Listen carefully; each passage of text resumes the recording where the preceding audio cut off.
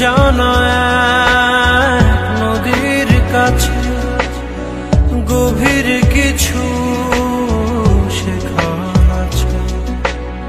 সেই নদীতে নৌকা ভাষায় করে ভাষায় না ডুবায় না